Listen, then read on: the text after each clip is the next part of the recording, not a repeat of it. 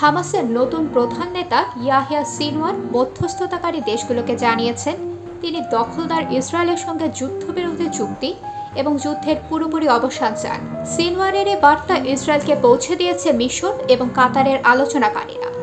তবে যুদ্ধাপরাধের অভিযোগে অভিযুক্ত দখলদার ইসরায়েলের প্রধানমন্ত্রী বেঞ্জামিন নেতানিয়াহু যুদ্ধবিরতি চান কিনা এটি স্পষ্ট নয়। 15 আগস্ট মিশরের রাজধানী কায়রোতে হামাস, ইসরায়েল ও মধ্যস্থতাকারী দেশগুলোর প্রতিনিধিদের মধ্যে বৈঠক হওয়ার কথা রয়েছে।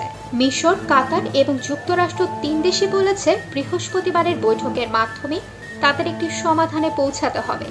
এদিকে হামাস ও ইসরায়েলের যুদ্ধ যেন আঞ্চলিক যুদ্ধের রূপ না নেয় সেজন্য যুদ্ধবিরতির চুক্তিতে রাজি হতে ইসরায়েলকে আহ্বান জানিয়েছে যুক্তরাষ্ট্র।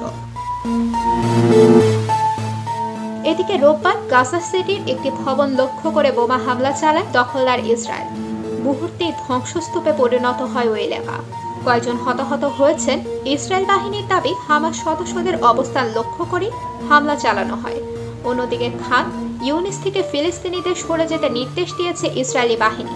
ফিলিস্তিনিরা বলছেন পুরো উপত্যকা জুড়ে কোথাও তারা নিরাপদ নন। গত বছরের 7 অক্টোবর হামাস ও ইসরায়েলের মধ্যে যুদ্ধ শুরু হয়। 10 মাসের বেশ সময় ধরে চলা এই যুদ্ধে এখন পর্যন্ত 40,000-এর বেশি মানুষ নিহত হয়েছেন। এছাড়া আহত হয়েছেন আরও 1 লাখেরও বেশি মানুষ, যাদের বেশিরভাগই নারী ও শিশু।